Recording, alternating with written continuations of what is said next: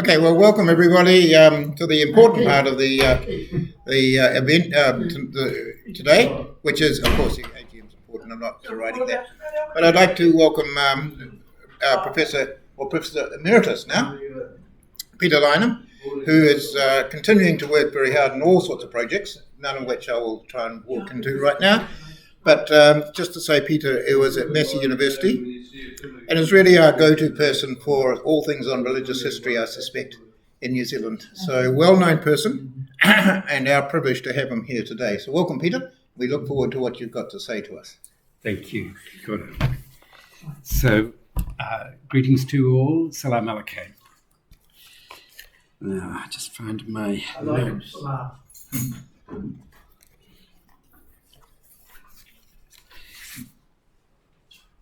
So as long as this talk appears, yes, here we are. I was fascinated by your co-president's report that you read out. I think the issues that he raises are highly pertinent in our society. Essentially, the question is, are some or maybe even all religious people marginalized in New Zealand? There is actually, when you think about it, a fairly strong secular tone to our society that has little tolerance for people of faith. And it draws on secular traditions in the wider society. And in many ways, they are dominant in the tone of our politics and therefore have an impact for people of faith when it comes to the time of elections. But it's by no means straightforward because there has been a very curious alliance that's taken place between the destiny type of Christian and with the political extreme nationalist right. And that's come about in the COVID context. And you'll recall the occupation of Parliament last year has had a very significant effect. In this fascinating new book, Histories of Hate, published by Otago University Press last year, it takes close looks through the history of New Zealand of a number of extreme conservative factions, from the Protestant Political Association in World War I, right through to the ultra-nationalist groups of Christchurch in the present day. And what it raises is a key issue of the marginalization of groups that, when pushed to the edge, become extreme in their politics. But the identities of these groups are often very far from clear to us who live in the general society. So after the events of March 2019, the government organised a series of conferences on tackling extremism. And I went to one of those conferences, and I was extremely fascinated by the way in which they didn't want to name anything very specific. And in the example that we were asked to discuss, it was a group opposed to the fluoridation of water. That was the case that they drew on, that we had to imagine in our small groups. It was an extremely interesting group of people who were brought there, who would talk about it, because there had already been tension in the conference because of a strong statement from a Jewish person at the conference. And there was a whole series of strange aspects where the difficulty is that public opinion plays a powerful role in the marginalization of people. And public opinion in the West since 9/11 has marginalized Muslims very clearly. And that's what makes the situation complex. So Jacinda Ardern's work in seeking to make sure that Muslim people were clearly identified with the centre, I mean, in some ways has cost her significantly, maybe, her role as Prime Minister. One could almost argue that.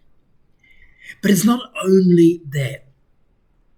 There is an increasing amount of sectarian politics going on in the world today. The striking example probably would be India, where the BJP increasingly plays a Hindu nationalist role to the enormous serious consequences for Muslim and Christian minorities in India, who faced in the last 5 years the most extreme circumstances. Similarly, I mean, Sikhs have been marginalized even longer than that in India. And so the question that comes up is, well, quite where and how should people of faith situate themselves in the face of populist opinion? And that seems to me to be the nub of the issue that we need to ponder. Because, you see, both Christians and Muslims have a long history of being involved in religions that were the state religion in some parts of the world, in different parts of the world by and large. So that the whole tradition of the Eastern Roman Empire, and from Constantine onwards, and notably with Justinian, came about, bringing about the Eastern Roman Empire with its powerful enforcement of Christianity and its suppression of idolatry and its ferocity towards things that stepped outside the Christian code of behavior. You know, the Olympics were deemed illegal because of the use of the male body, exposing of the male body in the Olympics, for example.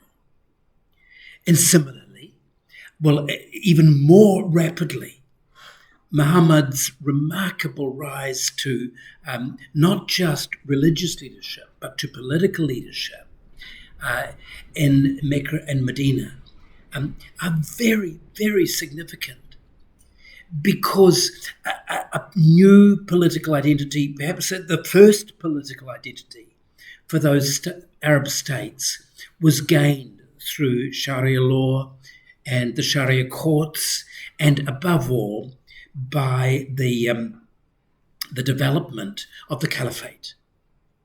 And that history of the caliphate, you will know, comes back periodically as a strong longing for some Muslims. The fascination of ISIS with creating a new caliphate is an example of that. But since 1914 and the collapse of the Ottoman Empire, there has been no Muslim political empire anymore. There are Muslim states, but that's a very different thing, because, as those of you who know the Middle East politics well will attest, I mean, they're very uneven representations of Muslim values. Now, let me take a slight diversion and talk about the history of voting. You know that the whole notion of voting goes back to the ways in which city-states in the Greek world, and to some extent in the Roman world, were used to elect the councils that operated the state. This gave to citizens a significant role, although a somewhat limited role, in choosing, because much of the decision was made by the council itself. And you can see in the history of the Roman Empire where they kept going the voting, but stacked it so securely that there was no risk of any ordinary people having any influence on power, that voting can mean one thing or another. And in the period that I know best in British history, in the 18th century, I mean, it's a classic thing, whereby there's a very small franchise. Those people, because the voting isn't public, their votes can be bought. And so the votes come to represent the majority opinion that has been purchased rather than a true expression of people's values. And then as the franchise begins to change in the early 19th century, well, even by the late 18th century, what happens is that groups of voters, because it's all in public, are purchased. We're available. If you need a vote, we've got the busload. Well, there couldn't have been a busload in those days. Just outside the polling booth, waiting to come in. How much will you give us for voting for this? So you can see that in some ways, the development of the secret ballot ruins the possibility of any one sector actually delivering votes, because it will really only work unless you're Mayor Daley in Chicago, where you rig the voting machines. But otherwise, nobody can be forced to account for how they vote. And we need to bear that in mind, because the franchise, the secret franchise, means that it's almost impossible to know how people vote. You only know if they choose to tell you. But it's very clear that nevertheless, religion has in some states and at some times played a very, very critical role in the exercise of the ballot. For example, in Britain in the 19th century, the maintenance of Anglican churches, parish churches, was the responsibility of the town council. But very often, the majority was especially in the northern towns of England, were not Anglicans. And they strongly objected to being forced to pay for this, and increasingly sought to elect councils that would vote against maintaining the parish church, until in the end that had to be dropped. And the whole system of the state support of religion in England vanished. Another example would be in France, where sharp debate after the French Revolution meant there was a secular revolutionary tradition, and against it a conservative Catholic tradition, and schools became a central issue. And so this became a massive source of political factions, and indeed led to various complete collapses of government over the issue of schooling. Or consider the case of, say, Germany in the 1880s, when Bismarck is convinced that Catholics are destroying the unity of his newly created Germany. And so he orders the Kulturkampf, the blockade on Catholic power, in order to ensure that the state becomes a force to be reckoned with and knocks out any powerful external force. And Bismarck failed, very interestingly. In Holland in the 19th century, another faction emerged, the so-called anti-revolutionary party of Abraham Kuyper. And Kuyper argued that there was a distinct Protestant role in power, and sought to develop a kind of Calvinist philosophy of government which extended religion beyond what is traditionally regarded as strictly religious. And I won't even try to analyse Ireland, but you can imagine that the Irish situation would be so complex. Now, New Zealand has never had, you understand, a dominant church. Certainly had a dominant religion historically, but no church since the advent of a self-governing parliament in New Zealand. Since then, no church has received formal money from the state. No church has had establishment status, although one might think there was a kind of informal Anglican establishment going on, and certainly many Catholics felt that. This is partly because, although there was no formal state church, there certainly was a Protestant plurality. Catholics at just 10 to 15%, and most of them coming from Ireland with a strong sense that of their exclusion from politics in Ireland, still felt embittered by those issues in New Zealand. And at times, and especially over the issue of schooling, it became explosive. So the reason why in 1877 the state schooling system that was established banned the use of the Bible in schools and banned prayer in schools was because they wanted to create a schooling that would suit everybody by excluding religion. But of course, it completely backfired because it meant that those who believed religion was profoundly linked to schooling, by and large Catholics, established their own system and then were deeply resentful that they had to provide their own schools and they got no support from the state. There were a whole series of other issues that became hot political issues. Never say that religion didn't matter in New Zealand, because if you look at the huge debates, not only over Bible in schools, over banning alcohol, which was a favourite Protestant cause, that somehow, and we're in, are we in Greyland? I'm not sure. I'm in Greyland, which is but I think this may be just in Ponsonby.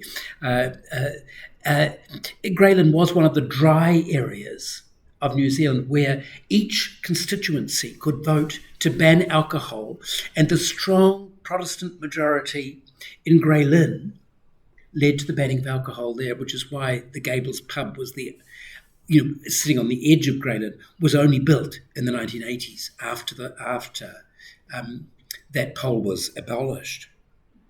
The Protestant Political Association, desperately anxious about Prime Minister Sir Joseph Ward, a Catholic, was, rabble-rising of very similar to what's happened recently with the attacks on Parliament, with its claims of secret conspiracies that were going on, of nuns killing babies in convents, astonishing fabrications that had the Auckland Town Hall, the Hamilton Town Hall, packed with people convinced of these conspiracies. So there's plenty of potential, but unfortunately, this is the problem, that the sort of religion that excites people often gravely distorts the facts and exaggerates them and creates a very negative context. But it's an odd thing that if you look closely about how people were voting, right through the 20th century, it's fairly clear, firstly, that once the Labour Party emerges, Catholics, on the whole, vote for Labour. Michael Joseph Savage, whose electorate was just down the road, was the great Catholic leader of the Labour Party, and who kind of revived his Catholicism later in life when he became Prime Minister, and was certainly sent off with a huge Catholic ceremony, and you can see with the evidence of the Mickey Savage Memorial out on the, I was going to say Bastion Point, but yeah. Now, the conservative people, many of them actually were rather cautious about voting. But it's interesting that when social credit emerged, and some people have never heard of social credit, but actually quite a lot of the small religious group, a lot of their support for social credit came from smaller religious minorities who tended to take a conspiratorial theory that the big religions dominated the National and Labour parties, and so they sought to find a party that would suit them. Then in the 1970s, though, Labour began to change. This is a bit that I think is very relevant for all of us today, because the Labour Party is a strange combination of causes and of classes. So class, it's clearly the most likely group to get a vote from the working class, or these days the unemployed class, one might say.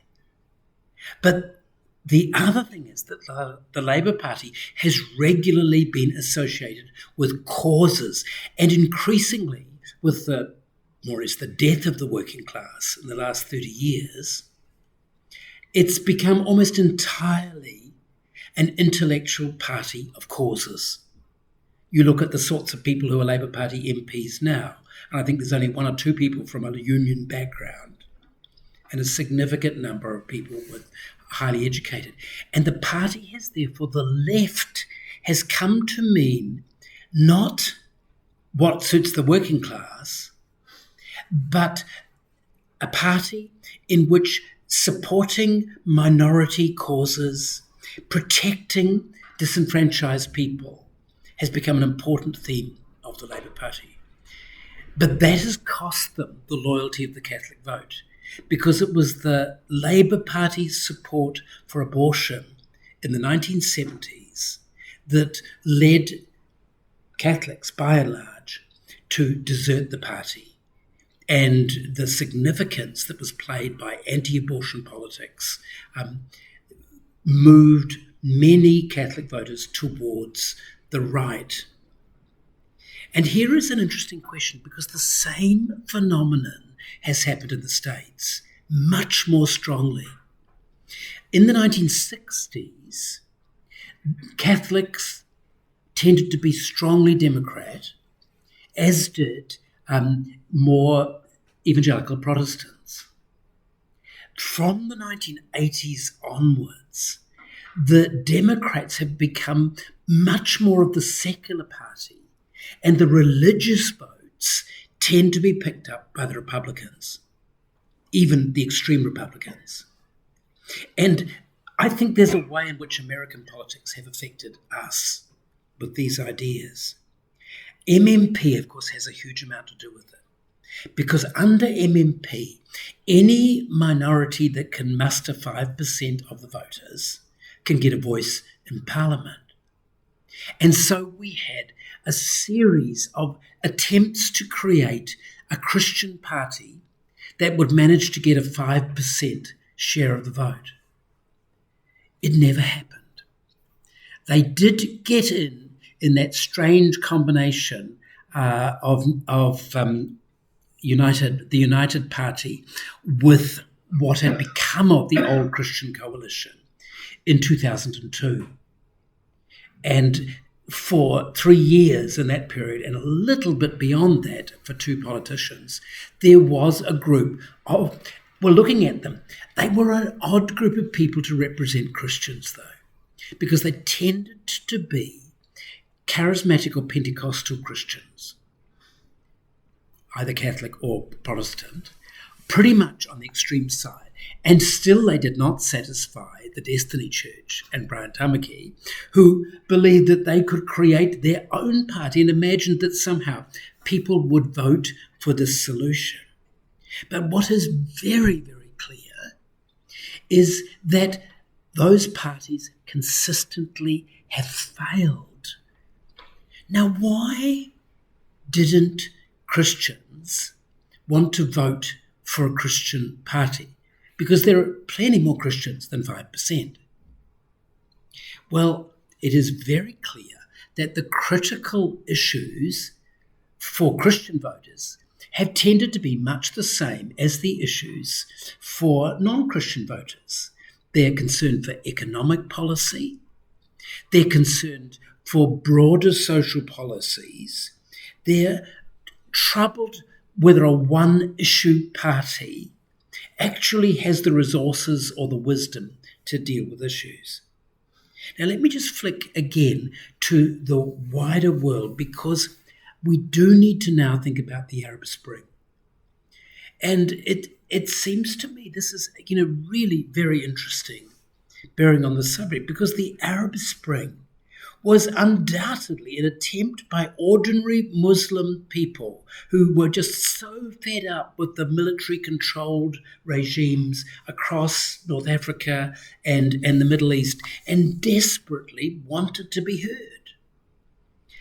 What happened, tragically, was that those, what we might call immature voting parties, really, unfortunately, did not create a stability, as usually early democracies are very unstable. And so the result is that the popular voice increasingly was caught between the ISIS people with their extreme version of recreating the caliphate. I've read a very interesting study which shows that the real Muslim voters were largely middle class. This is a study of Libya and of mostly the North African states, and shows that there are very distinct groups of voters who voted for Muslim concerns, but they're mostly those who are out of the situation of desperate poverty. And desperate poverty means that you're not prepared, you just haven't got the time to worry about the precise issues.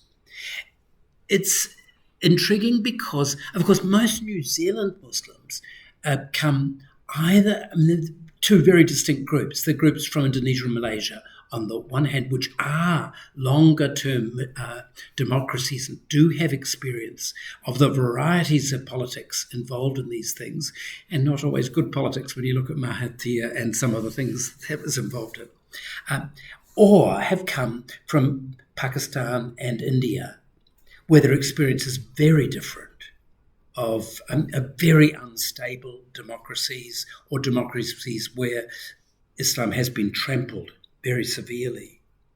So when those voters, when the large groups of Pakistanis especially went to England, been fascinating studies of, and then when Muslims from Algeria went to France, and you get these very significant groups of more than 10% of the population who are Muslim in those two countries and increasingly right across Western Europe. How did they vote? Well, it's fairly clear that they did not, if they voted at all, they did not vote for Muslim parties. They largely voted for the Labour Party or the left-wing parties because the party was concerned about the practical issues of survival that they were facing. And yet there's still been this enormous fear in Europe, far greater than here, of the fear of a Muslim takeover.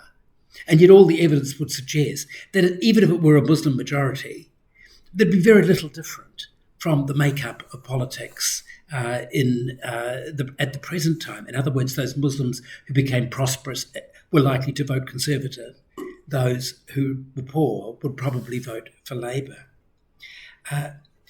You can watch the same sort of thing has happened in the States, where there's one or two prominent Democratic politicians who are endlessly baited by Republicans and who are usually representing strong causes of concerns for refugees. But apart from that, their only strategy would appear to be very alert to the loss of civil rights that Muslims often face in some places.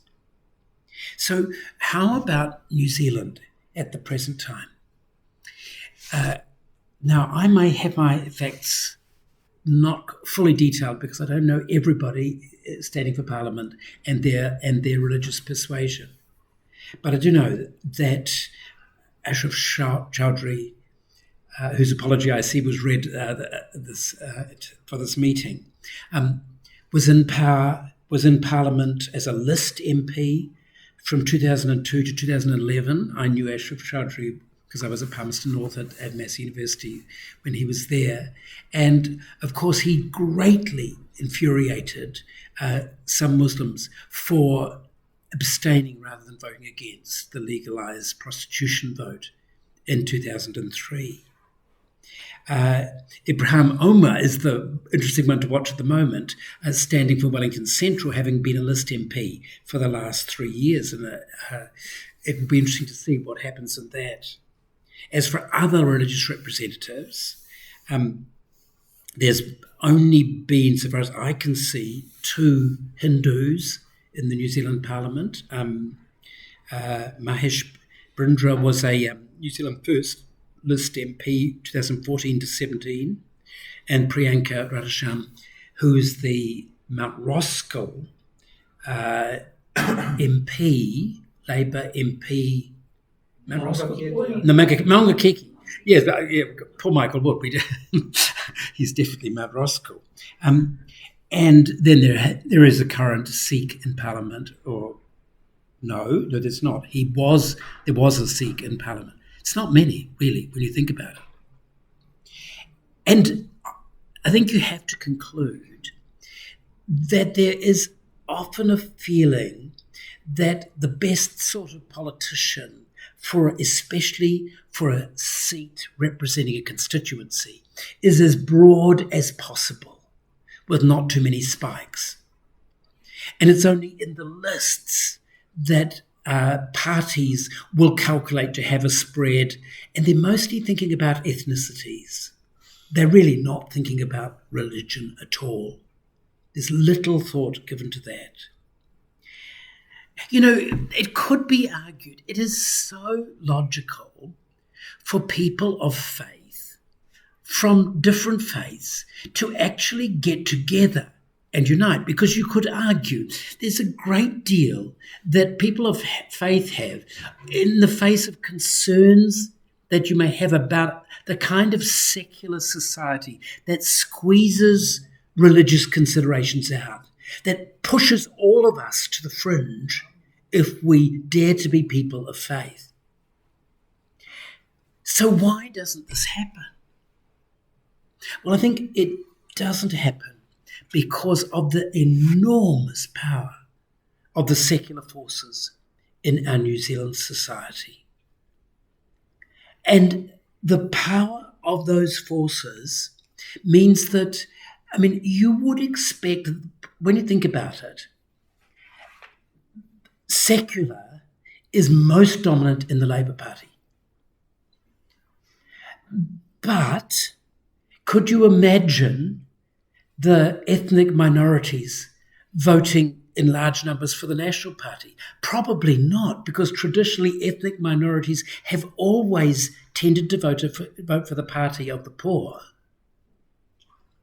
And so, unfortunately, here is the dilemma, that every religious voter has to make a choice and weigh up in a very uneven field, where do you place your vote?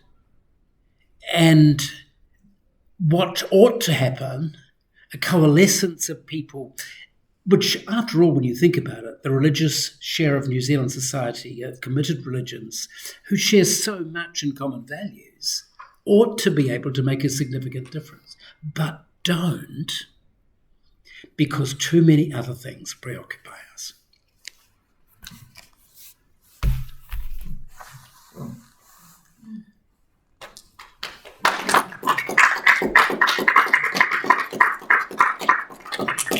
Are you going to take questions? Of course.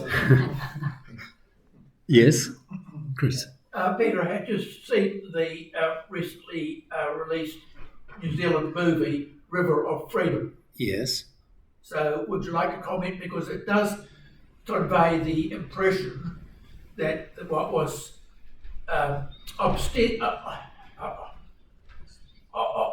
apparently, what's the word, ostensibly a protest against the mandates for the COVID injections, etc.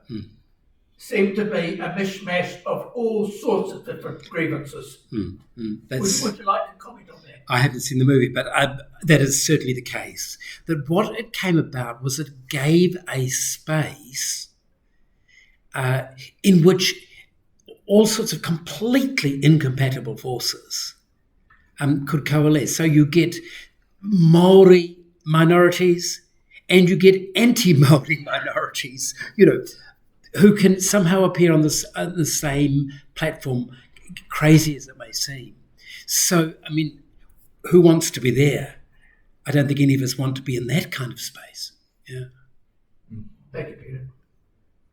You mentioned the Gables, and I'm not clear of what you were... Oh, my simple point was that the Gables was the first pub in Grey Lynn. Because all... Gables wasn't in Grey Lynn. Pardon? Whereabouts in Grey Lynn? Just at the end of... Jervois Road. along Jervois Road and the corner, Well, yeah. that's what I sort of thought maybe that sort of Okay. Ponsonby and I think that was technically great. You have to remember the parties were much... The I was part of the... electorates were much closer in those days. Yeah, well, it was anyway. It was council areas. Yeah. Constituencies, council areas. Yeah, that had the vote. School, And the boundaries. famously. Yeah. Mount Eden, etc. Yeah. If I could clarify that, because I grew up in this area, Yeah. I think your point with Grey Lynn was that the Grey Lynn dry area, and the other big one, of course, was the Roskill dry area. And in this part of town, the boundary line for the dry area was Ponsonby Road itself. Yes. So that you had your pubs along the Ponsonby Road Ridge, and nothing west of that. Yes. And over Roskill dry area, the boundary line was Carrington Road, Woodward Road, and Richardson Road. Okay, So interesting. that when they eventually built pubs in that boundary area, they're all to the west of that road in order to be outside the dry area. Yeah. The hangover of history, yes. Yeah, Peter, I've really appreciated the insights of history and really found myself inside your story of being a person of faith, trying to pick between, I guess, secular influence parties about which one I can see my interests being reflected in. It's always a balancing, challenging act, and you've really done a great job of explaining why it feels like that.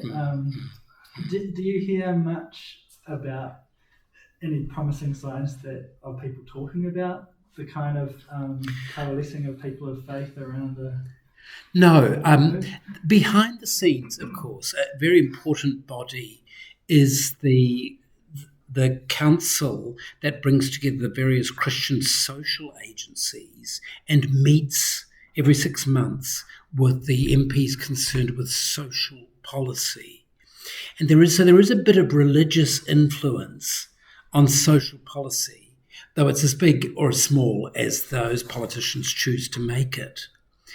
But it's kept pretty quiet. Still, when you think about it, the deliverers of private social provision. Supposing the state had to enter the space that was occupied by the city missions and by the various Catholic and Protestant and Muslim social agencies, there would be an enormous increase in the state budget for welfare.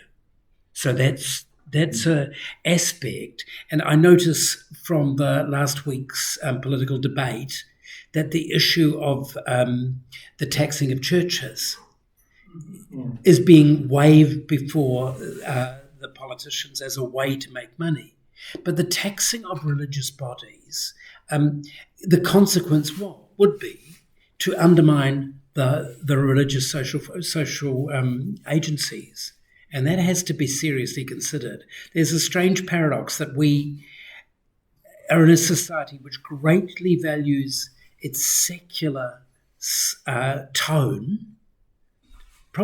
We are probably the most secular country in the Western world, in some ways.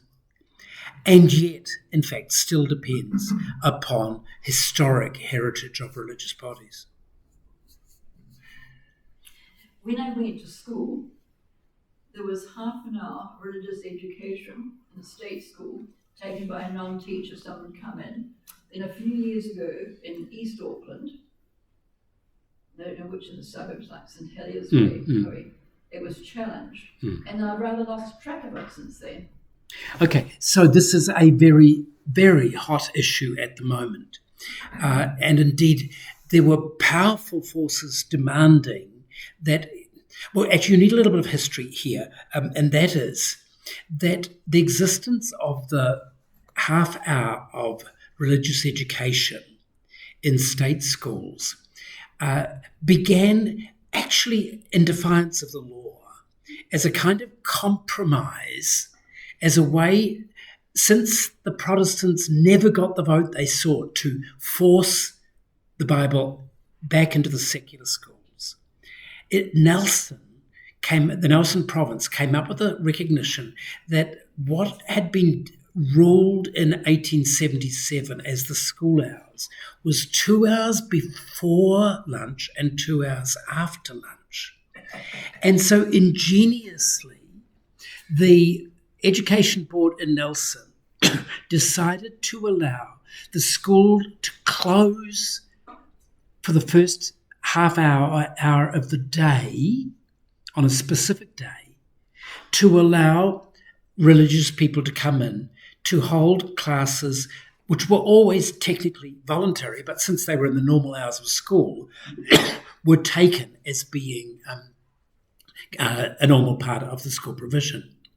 Now, when in 1980, was it 87 or 89, the trustees were introduced for the schools, the responsibility for making the decision was as to whether these could continue was made the choice of the Board of Trustees of each of the schools.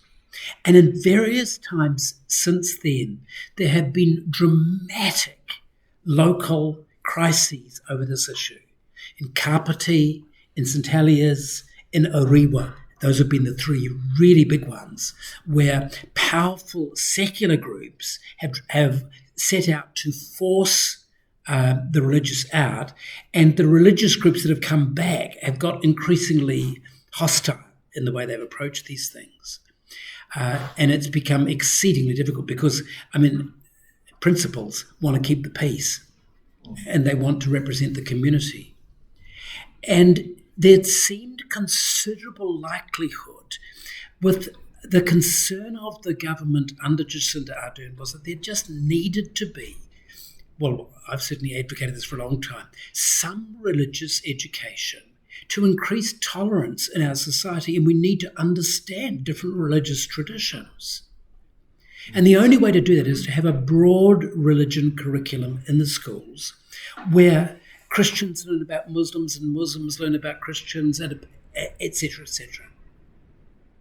So the code was produced, and it was widely expected that the result would be the banning of the voluntary classes as a trade-off for the provision of a compulsory class. It didn't happen. Very surprisingly, towards the end of last year, when the code was promulgated, the government required people who wanted to go to the voluntary religion classes to sign in rather than sign out. So they need parental permission to attend rather than parental permission to abstain. And that has effectively pulled the plug on the crisis. And what I've always advocated is that actually there should be opportunity for these classes. And it's happening in one or two places in Mount Roskill in particular, where Muslim imams come in and provide teaching to Muslim kids during that voluntary religious hour or half hour, and Hindu priests come in to do something as well. And to my mind, there is a place for both. But in some ways, the voluntary religion thing, it would be far better having a mandated school curriculum with strong force behind it. I personally would not die in the trenches for the need for a voluntary half hour, but it's interesting that the old Bible and State Schools League that stood behind that religious half hour has in recent years completely rewritten the curriculum so that they exclude any proselytizing from the operation of that half hour. And that must be, because it is unthinkable, it's utterly inappropriate that the school would be the place of proselytizing. It was not always so. Many of us will remember from our childhoods. Yes. Thank you. So, coming from CCM as a religious organization, how can religion play a role in matters like rainbow community, the gender fluidity, legalizing cannabis, for example? What role do you reckon that religious organizations come together and play in sort of influencing the decision? Even anti-abortion, for example. So it is interesting that, historically, the churches had ecumenical bodies that would try and work together to find collective concerns that they shared. But those ecumenical bodies have all virtually collapsed. There has been an attempted recreation of a very little body now, but it has virtually no influence. I would have thought there was a very strong case for a council of religions to sit down and talk about ways in which they could have an influence. Now, this would not be an easy source to get agreement because there's very sharp disagreements within religions, of course, on some of these issues. But it surely is in the interests of all religions to promote discussion of issues which sometimes are the most prejudicial context in which discussions take place at the moment. And that's what I would like to see. It seems to me that, of course, there's some paradoxes in this. Both Christians and Muslims have at times had in their history a history of repression of minorities. And now Christians and Muslims find themselves in a minority and want to defend the rights of minorities to have these views. But this is a worthy cause. We really do need a defence of minority causes. There's no doubt about it that the loading of New Zealand social context today is extremely inclined to push a secular agenda and to mean that the likelihood of your kids having faith is much lower than the likelihood of you having grown up with faith. That's the challenging issue of today. It's intriguing that in 1941, at the same time as the National Council of Churches was built, that was essentially a Protestant body. It was a Protestant body. But a little council was set up in Wellington, which brought together Catholic representatives as well as Protestant representatives to discuss joint concerns. And it dealt with all sorts of issues about, for example, during the wartime, religious blackouts, meaning that services couldn't be held in the evenings. Chaplains on immigrant boats became a big issue in the 1950s. And other forms of support of common religious causes. Now, it strikes me we need such a council today. But it needs to be broadly conceived. And I think there's the goodwill for it. There's just not the political will for it. That's the sad thing. And just following up on that, yes. You did mention about the ethnic representation in politics as well over here.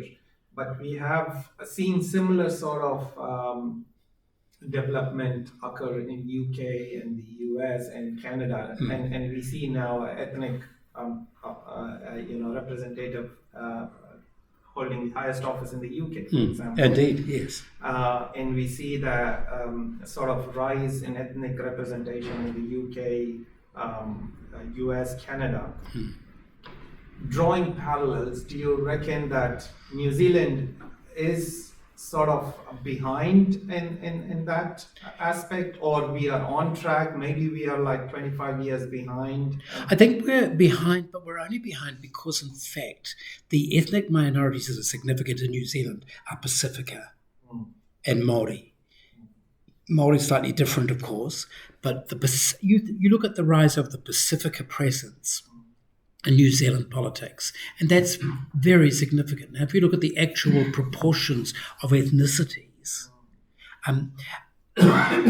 of course, people say there's lots of Asians in New Zealand, but I mean, Asian is such a term that covers such a wide range of different ethnicities that, in fact, even South Asians, and you take that proportion of South Asians, which is a pretty significant percentage, rising towards the 5-6% mark, but religiously, it's very, very diverse, and so I think for those reasons, it doesn't get the representation and the voice that, for example, Pakistanis have had in the UK.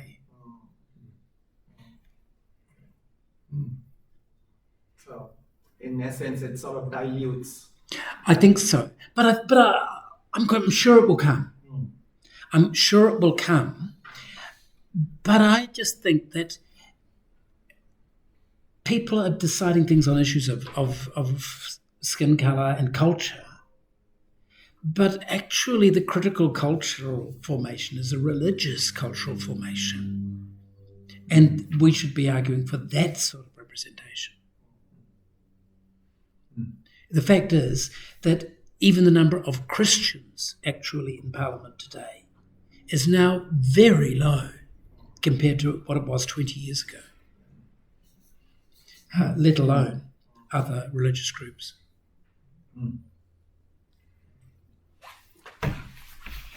Peter, thank you so much. I found that very fascinating. I haven't cast an early vote yet, so it's given me food for thought, and we hugely appreciate so much insight and kind of a lot of challenges in there for people who operate in the interfaith space like us, and potentially opportunities. So we really appreciate your insight and coming to share it with us today. Thank you very much.